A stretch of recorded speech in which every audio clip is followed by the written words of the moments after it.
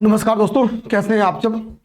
चलिए भैया current affair अपने स्टार्ट करते हैं। ठीक है, अब देखो यहाँ पे बेसिकली हमको थोड़ा फोकस करना है। हमको कुछ शुरुआत में पेज नंबर 46 से आज स्टार्ट करेंगे। टारगेट है इस वीक 25 पेजेस का। ठीक है, जैसे ही राष्ट्रीय घटनाक्रम खत्म होगा, राष्ट्रीय घटनाक्रम में मुझे लगता है कि लगभग 10 पेज से ज़्यादा नहीं होगा, 8 से 10 पेज। ठीक है, अगर मैं यहाँ पे देख पाऊँ तो 16 पेज है। ठीक है, इसके बाद से जब ये 16 पेज समाप्त होगा तो हम लोग जिस टॉपिक को उठाएंगे वो होगा यूपी स्पेशल। यूपी स्पेशल को एक ही क्लास में खत्म करूंगा क्योंकि उसमें बहुत पेजेस नहीं है और चूंकि यूपी स्पेशल के फैक्ट ना तैयार करना बहुत जरूरी है, तो हम इसके बाद से यूपी स्पेशल के फैक्ट्स को उठा लेंगे। अब देखिए यहाँ पे किन किन बातों को फोकस किया गया है, बहुत ध्यान से देखना है। देखो पहली बात, नेचर ऑफ द क्वेश्चन क्या होता है। क्वेश्चन क्या आता है, जो विदेशी राष्ट्राध्यक्ष या शासनाध्यक्ष भारत आते हैं, विदेशी राष्ट्राध्यक्ष या शासनाध्यक्ष जो भारत आते हैं, एक तो उनके आने का क्रम पेपर में आ सकता है, पहली बात। दूसरी बात, जो एमओयू हुई है वो आ सकती है। एमओयू में कोई स्पेशल पॉइंट हो, ठीक है, या मान लो कोई हमने टारगेट ईयर डिसाइड किया, ठीक है, टारगेट ईयर डिसाइड किया वो आ सकता है। हमने बायलैटरल ट्रेड कुछ डिसाइड किया वो आ सकता है। एमओयू हम क्या करेंगे भाई, हम कुछ हेल्थ सेक्टर की एमओयू करते हैं, डिफेंस सेक्टर में करते हैं, ठीक है, साइंस एंड टेक्नोलॉजीज में भाई समय आर्टिफिशियल इंटेलिजेंस का है, समय सेमीकंडक्टर्स का है। ठीक है, तो इसमें हम लोग कुछ एमओयूज कर लेते हैं। तो ऐसे एमओयूज हमारे लिए बेहद इंपॉर्टेंट होते हैं इस प्रकार के।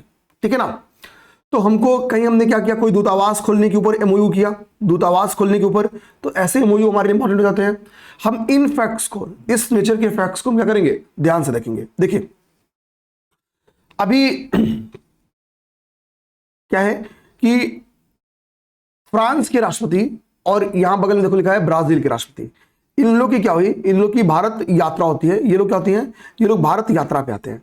अब देखो ये जब भारत यात्रा पे आएंगे और हम जब इतने बड़े बड़े लोग को भारत यात्रा पे बुलाए हैं तो भाई कुछ तो बातचीत करेंगे। तो भारत ने कहा भाई हम अपने बीच में एक संबंध को बिल्डअप करते हैं।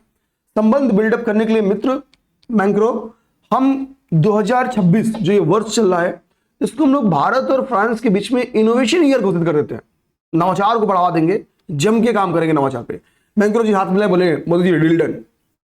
बोले कि मोदी जी से बोले कि भाई इतने से काम नहीं चलेगा, अभी तो कुछ और भी एमओयू करना है, डिफेंस में बड़ा आगे हो तो थोड़ा डिफेंस वाली डील हो जाए। तो मोदी जी मैंक्रो बोलेंगे कि भाई कि राफेल की डील करते हैं, तो ये बोलेंगे चलिए 26 राफेल की डील करते हैं, लेकिन मरीन विमानों की, ठीक है, यानी नेवी के लिए 26 राफेल विमानों की एक डील हुई अगले 10 वर्षों के लिए। ठीक है ना, तो एक तो ये डील हुई। आगे ये हुआ कि भाई कि और क्या हो रहा है, तो मोदी जी ने बोला भाई कि कुछ बढ़िया बढ़िया मिसाइल उसाइल दो यार। तो हमने क्या बोला कि हैमर मिसाइल। तो मोदी जी के भाई हमको हैमर मिसाइल खरीदना नहीं है, ऐसा करो भारत की कंपनी के साथ अपनी कंपनी का डील करा दो। फ्रांस की कंपनी है सफरान जो कि हैमर मिसाइल्स बनाती है। तो हमने कहा यार कि सफरान से बातचीत करो और हमारी बीईएल से एक एमओयू करवाओ, ये दोनों लोग मिलके हैमर बनाए तो तबाही पे तबाही मचाएंगे। जब तुमको काम रहे तुम फोड़ना, हमको काम रहे हम फोड़ेंगे। तो हमने क्या किया, ब्रह्मोस के तर्ज पे, जैसे ब्रह्मोस हमने रसिया के साथ मिलकर बनाया है, हमने डिसाइड किया भाई हैमर मिसाइल बनाते हैं। तो हैमर मिसाइल ब्रह्मोस के बारे में पूछता है, किसका संयुक्त उपक्रम है, आंसर आएगा रसिया। हैमर पूछेगा तो आंसर क्या आएगा, फ्रांस। और कंपनी का नाम पूछेगा तो क्या आएगा, सैफ्रॉन। अब एयरबस हमको पता है कि भाई कि विश्व की सबसे बड़ी एयरलाइन कंपनी है जो हेलीकॉप्टर्स का निर्माण करती है। हमने बोला कि भाई एयरबस है कि H-25 जो आपका हेलीकॉप्टर है उसका असेंबली लाइन हम चाहते हैं कि आप कहां शुरू करो, भारत में। तो इस पे एक बात हुई कि चलिए भाई कर्नाटक में एक जगह है, एक लोकेशन है वेमगल। क्या लोकेशन का नाम है, वेमगल। इन्होंने बोला भाई वेमगल में हम क्या करते हैं, वर्चुअल उद्घाटन कर देते हैं इसके H-25 हेलीकॉप्टर के वर्चुअल लाइन का। तो भाई हेलीकॉप्टर की बात हो गई। तो यहाँ पे हमने क्या बात किया, H-25 हेलीकॉप्टर पे। हमने क्या बात किया, राफेल पे। हमने क्या बात किया, हैमर मिसाइल के ऊपर। अच्छा भाई ठीक है, अब देखो एक यहाँ पे फैक्ट आपका लिखा हुआ है, यहाँ पे एक फैक्ट लिखा हुआ है, ठीक है, वो है आपका डबल टैक्स के ऊपर। ठीक है, ये देखो तो कह रहा है कि डबल टैक्स, ठीक है, एवाइडेंस के ऊपर एक एग्रीमेंट हुआ। ठीक है, क्रिटिकल मिनरल के ऊपर एक समझौता हुआ, क्योंकि देखो भाई क्रिटिकल मिनरल्स क्या है, क्रिटिकल मिनरल्स का बहुत ज्यादा यूज है सेमीकंडक्टर्स में। आने वाला जमाना किसका है, सेमीकंडक्टर्स का। तो सेमीकंडक्टर में आत्मनिर्भर बनाने के लिए जरूरी है कि आप क्रिटिकल मिनरल में पहले आत्मनिर्भर बनो। भारत ने इसी को ध्यान में रखते हुए क्रिटिकल मिनरल गलियारे का निर्माण किया। इस गलियारे के कौन कौन से राज्य हैं आप कमेंट करके बता सकते हो, हम लोग पढ़ चुके हैं। अभी दुनिया क्रिटिकल मिनरल्स के लिए किसकी तरफ देख रही है? चाइना के लिए। विश्व के में सबसे अधिक जो निर्यात चाइना कर रहा है क्रिटिकल मिनरल्स का, तो उस निर्यात करने वाले देश में किसका नाम है? चाइना का, यानी कंट्रोल इनडायरेक्टली। तो भारत इस चीज को दिमाग में अपने रखा हुआ है। इस बीच में जेपी नड्डा जी भी पहुंचते हैं, बोलते हैं भाई हम तो स्वास्थ्य मंत्री हैं। तो मैक्रो बोलेंगे फिर क्या करें, ठीक है, तबीयत तो मेरा ठीक है। तो बोलेंगे नहीं, आप मेरे साथ चलो, एम्स दिल्ली घुमाता हूं। जब घूमने जाएंगे तो यहां हम लोग क्या करेंगे? Indo French centre of AI health की स्थापना करेंगे, उद्घाटन करेंगे। ये उद्घाटन किसने किया? जेपी नड्डा जी ने। क्या है? हेल्थ मिनिस्टर है। अब देखो नॉर्मली मोदी, आपके दिमाग में क्या जाएगा भाई कि फ्रांस का राष्ट्रपति आया है तो उद्घाटन कौन करेगा? भाई मोदी जी करेंगे। साथ में अगर सह उद्घाटन करता कौन होंगे? मोदी जी होंगे। लेकिन यहाँ पे कौन है? नड्डा जी। इसके लिए मेरा मानना है कि पेटे का सबसे इंपॉर्टेंट फैक्ट है, ठीक है, ध्यान देना।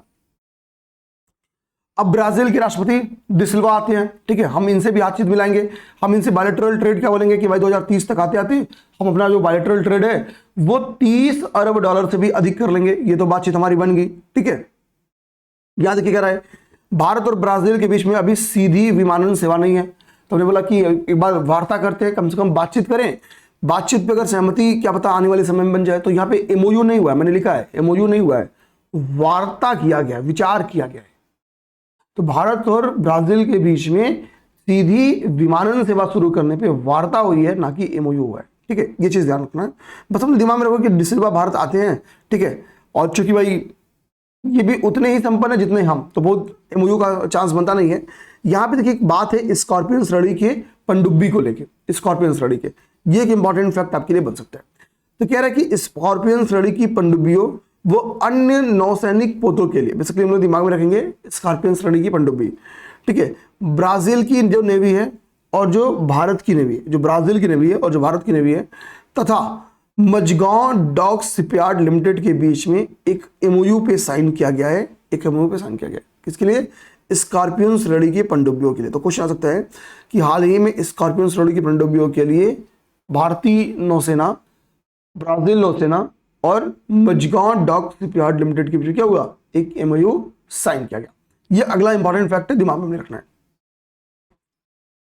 अब देखो भारत सरकार क्या कर रही है, हमको पता है कि एक क्या है, आतंकवाद से प्रभावित देशों की एक सूची जारी किया जाता है, ठीक है। हमने उस सूची के बारे में शॉर्ट वीडियोस बनाया था, जिसमें हमने देखा था कि भाई कि आतंकवाद से सर्वाधिक प्रभावित देश कौन सा है, तो वो पाकिस्तान है। भारत की रैंक क्या है आप कमेंट बॉक्स में बता सकते हो। तो हमने क्या डिसाइड किया कि हम क्या करते हैं, एक आतंकवाद रोधी नीति जारी करते हैं। उस नीति का नाम क्या होगा? प्रहार, ठीक है, ठीक है। तो यानी national counter terrorism policy and strategy, ठीक है, national counter terrorism policy and strategy हमने जारी की। और इसका नाम क्या है? इसी स्ट्रेटजी को कह रहे हैं प्रहार, नाम से जान रहे हैं। किसके ऊपर प्रहार करना है? तो टेररिज्म के ऊपर, आतंकवादी के ऊपर प्रहार करना है, आतंकवाद के ऊपर। क्या है इसमें क्या बोला गया है? इसमें बात बोली गई है कि खुफिया जानकारी के आधार पर चरमपंथी हिंसा की रोकथाम और उसको निष्क्रिय करने में क्या होगा? ये प्रहार नीति केंद्रित है, ठीक है। इस नीति का उद्देश्य जो टेररिस्ट हैं यानी आतंकियों और उनके पोस्ट को, जो उनको पाल रहे हैं, वित्त पोस्ट को, ठीक है, क्योंकि भाई वेपन्स खरीदना है, ट्रेन करना है, और जो तैयार हो रहे हैं उनको पैसे देना है, तो भाई कि उनको फाइनेंस कर रहा है। तो कह रहा कि जो आतंकी हैं वो तो टारगेट है ही है, इनके वित्त पोषक भी टारगेट है, ठीक है, मतलब वित्त पोषक जो है, ठीक है, जो इनको धन दे रहे हैं। आगे कह रहा कि जो इनको हथियार दे रहे हैं, जो उनको सुरक्षित ठिकाने दे रहे हैं, इन सभी को क्या करना? इन सभी को टारगेट करना है, ठीक है। इस नीति का क्या है? इस नीति का उद्देश्य है कि भाई इन सभी तक इनकी जो पहुंच है उससे वंचित करना है, ठीक है, ताकि फाइनेंस की पहुंच ना हो सके, सुरक्षित ठिकाने ना मिल सके, इनको वेपन्स ना मिल सके, ठीक है। इन सभी चीजों की पहुंच क्या करना है? इनको वंचित करना है, प्रहार नीति का उद्देश्य। कह रहा कि इस नीति के तहत कुल क्या है? कुछ 7 पिलर्स बनाए गए, 7 स्तंभ बनाए गए। तो एक तो ये संख्या याद करो, थाला फॉर रीजन, थाला प्रहार करेगा, ठीक है। तो 7 पिलर्स है। अब यहाँ पे 7 पिलर्स का नाम लिखा गया है। पहली बात कि उद्देश्य, एक पिलर क्या है कि भाई हमको आतंकवादी हमलों की रोकथाम करनी है, ठीक है। खतरों के अकॉर्डिंग हमको क्या करना है? क्विक रिस्पॉन्स यानी त्वरित प्रक्रिया है, ठीक है। आंतरिक क्षमताओं का हमको एकीकरण करना है, ठीक है, यानी जो आतंकी हमलों से को प्रहार करने के बाद जो हमारे पास कैपेसिटी है, जो आंतरिक क्षमता है, जो संसाधन है, उन संसाधनों का, उन रिसोर्सेज का हमको एकीकरण करना होगा। खतरे से निपटने के लिए मानवाधिकार और कानून के शासन पर आधारित प्रक्रियाएं, आतंकवाद व कट्टरतावाद को बढ़ावा देने वाली स्थितियों को कमजोर करना, आतंकवाद को मुकाबला करने के लिए अंतर्राष्ट्रीय प्रयासों को समन्वित आकार देना, समग्र समाज के दृष्टिकोण की रिकवरी और लचीलापन। इसकी रीडिंग कर लो, बस इसकी बस रीडिंग कर लो। दिमाग में क्या रखना है कि प्रहार नीति कितने पिलर्स हैं? 7 पिलर्स हैं, और कुछ नहीं दिमाग में रखना है, क्योंकि ये आपको याद भी नहीं रहेगा। दिमाग में रखना कि आप क्या लिखा है कि हमको ओवरऑल तरीके से, उद्देश्य क्या है इसका? उद्देश्य कि आतंकियों, उनके वित्त पोषकों, समर्थकों को धन, हथियार, सुरक्षित ठिकानों तक पहुंच से वंचित करना है, ठीक है। और ये पिलर्स आ जाएगा। पिलर अगर ये क्वेश्चन भी आ गया तो क्या आएगा? निम्नलिखित में से कौन सा पिलर शामिल नहीं है? आपको अगर इसका उद्देश्य पता है तो पिलर इसलिए टिक मार दोगे, ठीक है। आपको बस दिमाग में क्या रखना है कि हाल ही में चर्चा में रही प्रहार नीति क्या है, ठीक है। तो ये देश की पहली आतंकवाद रोधी नीति है। लिख देगा, ये देश की पहली नक्सलवाद रोधी नीति है, क्योंकि गवर्नमेंट क्या कर रही है? नक्सलिज्म पे भी बहुत तगड़ा चोट कर रही है। तो ये क्वेश्चन बन के आ सकता है। आगे भाई,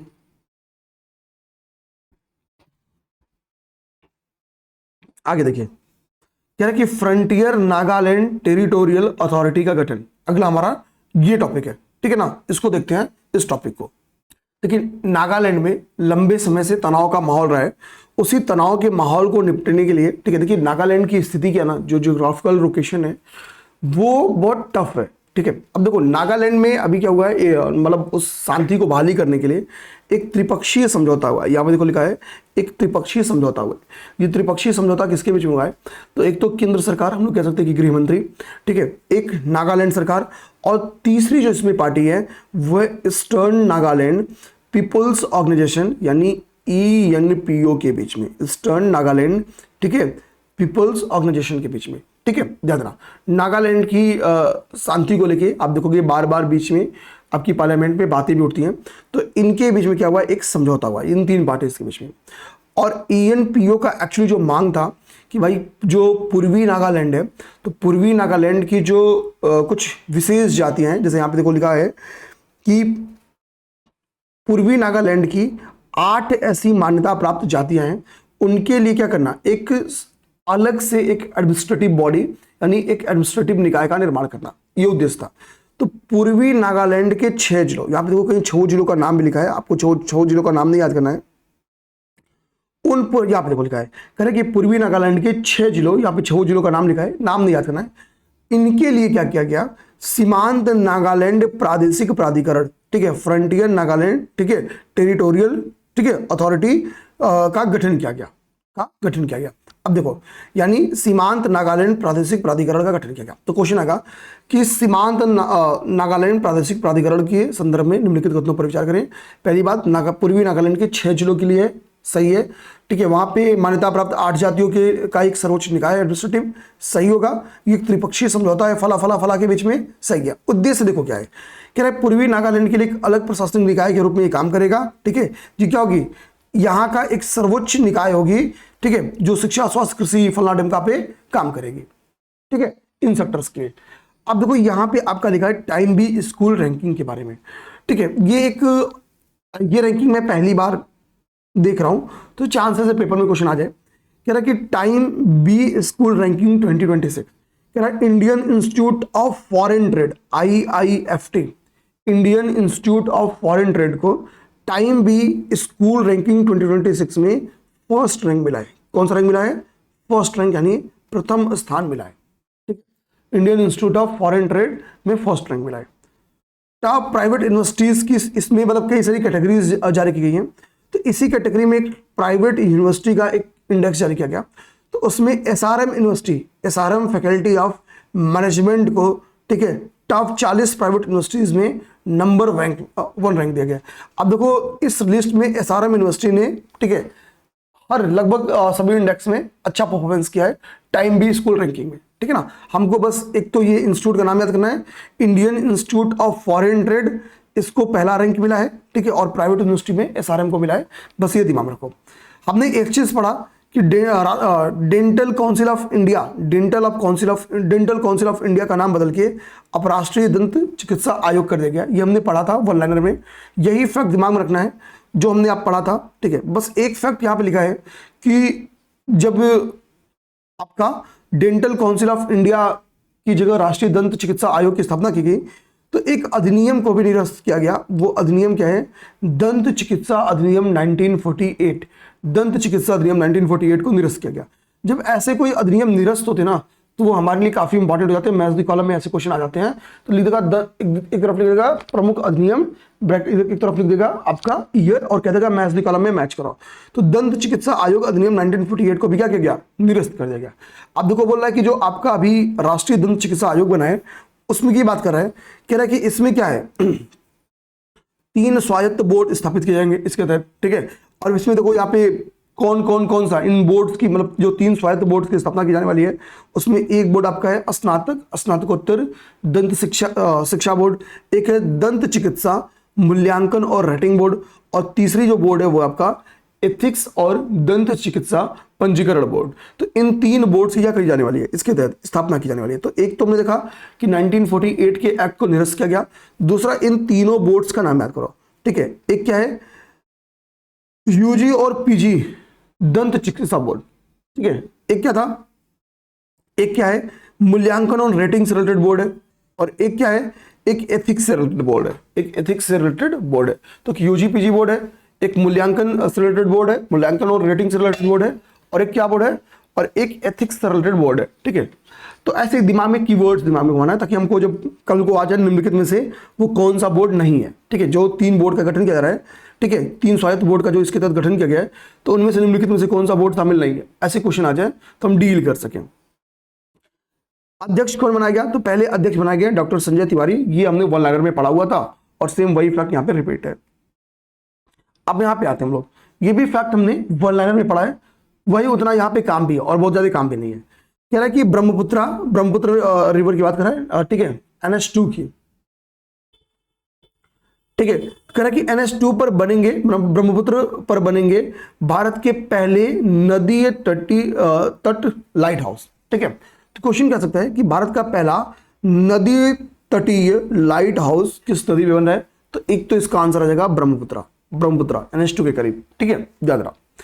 अब देखो कह रहा है यहां पे कि ब्रह्मपुत्र गुवाहाटी में, बेसिकली गुवाहाटी में ब्रह्मपुत्र नदी पे एक घाट है लचित घाट। गुवाहाटी में एक लचित घाट है, वहीं पे 4 नदी, यहां पे संख्या भी याद करना, 4 नदी तटीय लाइट हाउस की आधारशिला रखी गई। कहां पे? लचित घाट पे। तो यहां पे एक तो फैक्ट क्या रखना है, लचित घाट गुवाहाटी या लचित घाट ब्रह्मपुत्र नदी पे 4 नदी तटीय लाइट हाउस की स्थापना या न्यू रखी गई। यहां पे उन चारों का नाम लिखा गया है, ठीक है, ठीक है, इन चारों का। यहां पे क्या लिखा है?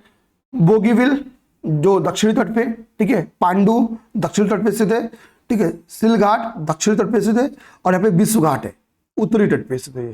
तो जो 4 घाट बनने वाले उनमें से जो एक घाट है विश्व घाट, एक घाट जो विश्व घाट है ये उत्तरी तट पे है, बाकी सब क्या है? लचित घाट के दक्षिणी तट पे है। एक फैक्ट यहाँ पे देखो, क्योंकि चेंज यहाँ पे तो हम लोग दिमाग में रख लेंगे इस चीज को, ठीक है।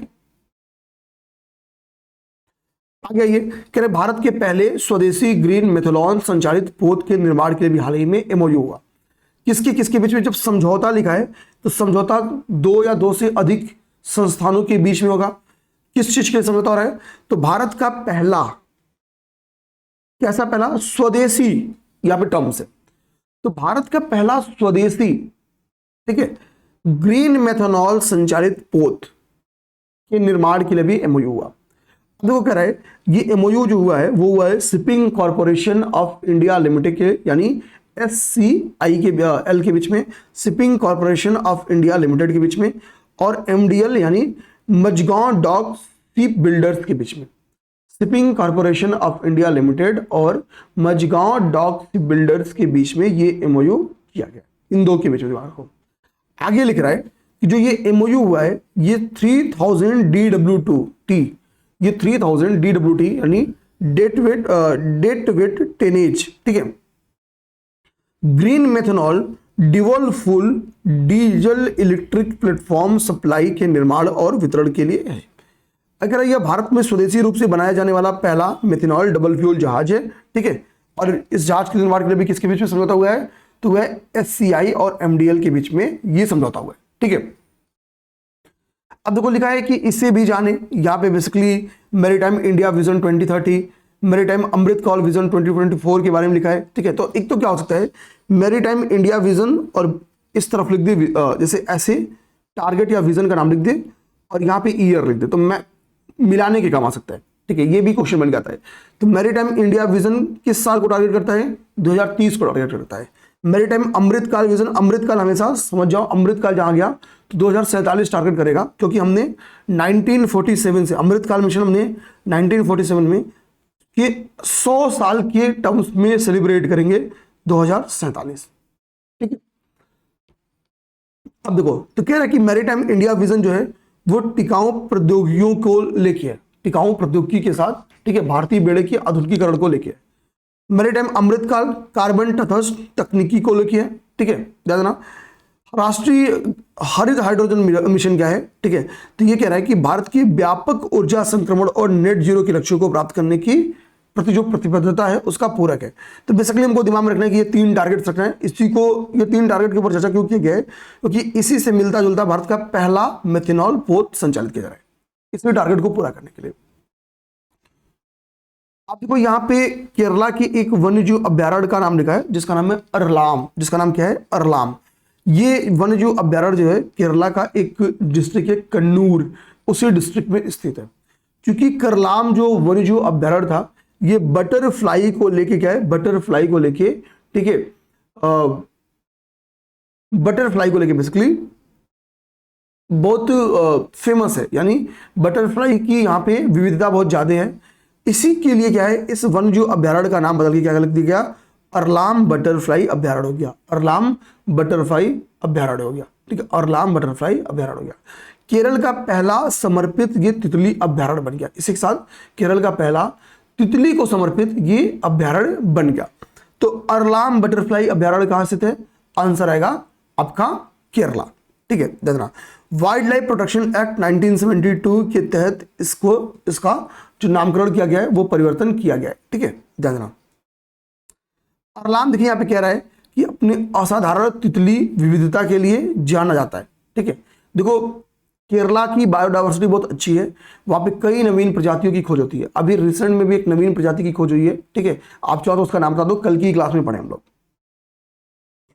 ठीक है। कह रहा है कि यह अभ्यारण्य बड़ी मात्रा में तितलियों के प्रवास के लिए, यानी बटरफ्लाइज के प्रवास के लिए, उनकी ठीक है, मॉडलिंग व्यवहार के लिए, यानी कीचड़ में तितलियों की जुटना, ठीक है, के लिए प्रसिद्ध है, ठीक है। यहाँ पे कह रहा है कि इसके अतिरिक्त अनुसूची 1 यानी शेड्यूल 1 के अंतर्गत संरक्षित सिलेंडर लोरिस का भी आवास है, यानी ये जो वन्यजीव अभ्यारण्य है जिसको हम लोग बटरफ्लाई अभ्यारण्य बना दिए हैं अरलाम, ये क्या है, यहाँ पे सिलेंडर लोरिस भी का भी क्या है, यह एक प्राकृतिक आवास है, सिलेंडर लोरिस का भी यह प्राकृतिक आवास है, ठीक है।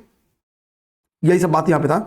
बाकी कह रहा कि अरलाम जो ये वन्यजीव अभ्यारण्य जिसको हम लोग बटरफ्लाई अभ्यारण्य बन गया है, उसका केरला का पहला डेडिकेटेड, कहला कि ये ब्रह्मगिरी वन्यजीव अभ्यारण्य और कोट्टियूर अभ्यारण्य के साथ सीमा साझा करता है। तो कल को पेपर में ये भी आ सकता है, ब्रह्मगिरी वन्यजीव अभ्यारण्य कहाँ पे स्थित है या कोट्टियूर अभ्यारण्य कहाँ स्थित है, ठीक है। तो वायनाड देखते तो खैर केरला आप मार दोगे, ठीक है, लेकिन ये दिमाग में अपने रखना है कि इन 3 अभ्यारण्यों के साथ बेसिकली क्या है, ये अपनी सीमा साझा करती है, ब्रह्मगिरी वन्यजीव अभ्यारण्य, कोट्टियूर अभ्यारण्य और वायनाड वन प्रभाग से, ठीक है। अब देखो यहाँ पे अगला जाइए,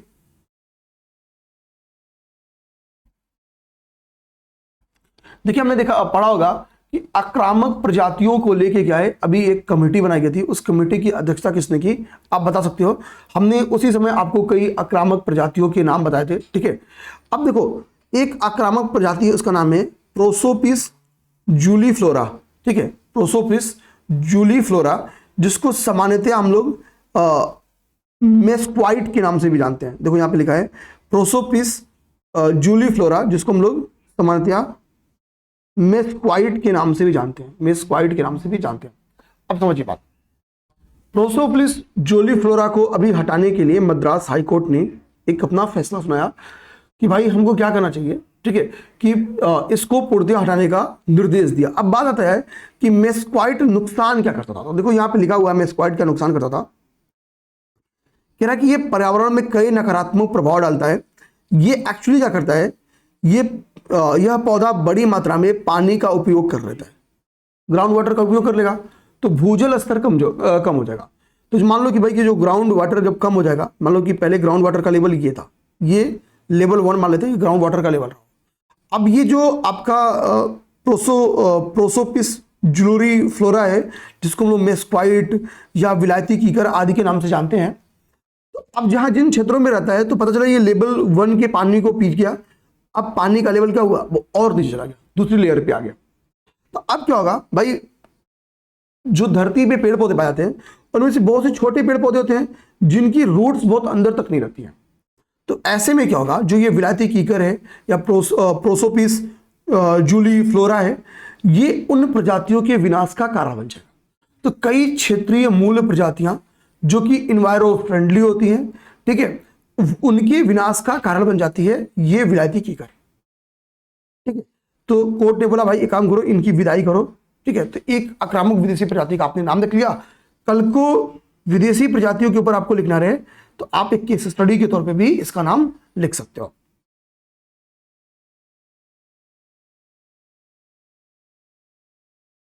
देखो यहां पे एक डिसऑर्डर की बात कर रहा है, वो है लाइसोसोमल स्टोरेज डिसऑर्डर। कह रहा है कि इस डिसऑर्डर के लिए राष्ट्रीय बायो बैंक स्थापित किया गया, राष्ट्रीय बायो बैंक स्थापित करा है। कह रहा है कि लाइसोसोमल स्टोरेज विकारों के लिए भारत ने अपनी पहली सरकारी सहायता प्राप्त राष्ट्रीय बायो बैंक यानी नेशनल बायो बैंक की स्थापना गुजरात के अहमदाबाद में की, ठीक है। कहां पे, तो अहमदाबाद में स्थित ह्यूमन जेनेटिक्स संस्थान में, ह्यूमन जेनेटिक्स संस्थान में। तो इस संस्थान का एक तो आप नाम याद करो, ये संस्थान कहां पे स्थित है, ह्यूमन जेनेटिक्स संस्थान कहां पे स्थित है, अहमदाबाद में। और इसी संस्थान में क्या हुआ है, एक नेशनल बायो बैंक की स्थापना की गई, किसके लिए, तो लाइसोसोमल स्टोरेज विकारों के लिए, लाइसोसोमल स्टोरेज विकारों के लिए, ठीक है। ध्यान रखना, कह रहा है कि ये जो विकार है, ठीक है, कह रहा है कि ये जो विकार है इसकी बात कर रहा है, ठीक है। कह रहा है ये विकार दुर्लभ आनुवांशिक, ठीक है, चयापचय यानी मेटाबॉलिक, ठीक है, रोग होते हैं। क्या है, ये एक आनुवांशिक चयापचय यानी मेटाबॉलिक रोग होते हैं जो उन विशेष एंजाइमों या सहायक तत्वों की कमी के कारण उत्पन्न होते हैं जिनकी सहायता से शरीर वसा और शर्करा जैसे जटिल अणुओं को तोड़ता है, ठीक है। अभी इसके लिए क्या हुआ है, यानी लाइसोसोमल स्टोरेज विकारों के लिए एक नेशनल बायो बैंक की स्थापना की गई। बस अपने दिमाग में इस फैक्ट को रखना है और कुछ नहीं, और कुछ नहीं। नेक्स्ट जो आपका टॉपिक है वो बी कॉरिडोर यानी मधुमक्खी गलियारे के ऊपर है। देखिए एनएचएआई ने डिसाइड किया कि भाई हम क्या करते थे पहले कि राष्ट्रीय राजमार्गों के पास हम सजावटी पौधे लगाते थे, ठीक है। उसकी जगह हम क्या करेंगे, बी कॉरिडोर की स्थापना करेंगे, यानी ऐसे पेड़ पौधे लगाएंगे जिनमें फूल आते हो जो मधुमक्खियों की भोजन के सोर्स हो, मधुमक्खी संरक्षण को बढ़ावा मिल सके। इसको ध्यान में रखते हुए उन्होंने बोला कि भाई हम क्या करेंगे, राष्ट्रीय राजमार्गों के किनारे हम बी कॉरिडोर्स का निर्माण करेंगे। अब देखो कह रहा कि इन गलियारों में ऐसे फूलों वाले पेड़, झाड़ियां या पौधे लगाए जाएंगे। बी कॉरिडोर है मतलब हम उन पेड़ों को, उन झाड़ियों को लगाएंगे जो मधुमक्खियों और अन्य परागणों के लिए, ठीक है, ठीक है, जो मधुमक्खियों और अन्य परागणकों के लिए साल भर अमृत और पराग सुनिश्चित करते हैं, ठीक है, अमृत और पराग सुनिश्चित करते हैं। इसमें इस कॉरिडोर में एक बात और भी दिमाग में रखी गई है कि भाई हम उन पौधों का चयन करेंगे कि भाई मान लो कि एक खास टाइम में अगर किसी पौधे पे फूल्स आ रहे हैं और वो किसी खास सीजन में, तो एटलीस्ट उसके बगल में कुछ ही दूरी पे एक कोई दूसरा पौधा हो जिस खास सीजन में उस पौधे पे फूल नहीं आ रहे हैं तो बगल वाले पे आ जाए। समझे बात को ना, ताकि इनको वर्ष भर क्या हो, वर्ष भर इनको भोजन सुनिश्चित हो सके। अब देखो एनएचएआई ने क्या डिसाइड किया कि भाई हम वर्ष 2026-27 में हाईवेज के किनारे 40 लाख पेड़ लगाएंगे और इन 40 लाख पेड़ों में से जो 60% हम ट्रीज लगाएंगे वो बी कॉरिडोर के तहत लगाएंगे या मधुमक्खी गलियारे के अंतर्गत लगाएंगे। इसमें एनएचएआई ने बोला कि हम जिन पौधों पे बेसिकली फोकस रहेंगे तो उनमें नीम रहेगा, करंज रहेगा, महुआ रहेगा, पलास रहेगा, जामुन रहेगा, सीरीस रहेगा। बेसिकली इन प्रजातियों के पौधे हम लगाएंगे, ठीक है, ताकि बायोडाइवर्सिटी को बढ़ावा मिल सके। और इनको कह रहा है कि बी कॉरिडोर के अंतर्गत बेसिकली इन पौधों पे ज्यादा फोकस रहा जाएगा, ठीक है।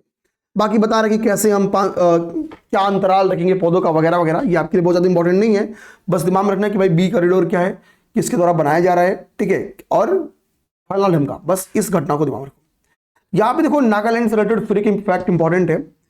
यहाँ पे देखो बात कर रहा है पेंगोलिन के बारे में, तो सबसे पहले हम लोग पेंगोलिन को समझते हैं। तो देखो कह रहा है पेंगोलिन के बारे में, कह रहा है कि पेंगोलिन एक ऐसी गैर मानव स्तनधारी है, ठीक है, जो सर्वाधिक तस्करी की जाती है, विश्व में सर्वाधिक तस्करी की जाने वाली ये क्या है, गैर मानव स्तनधारी है।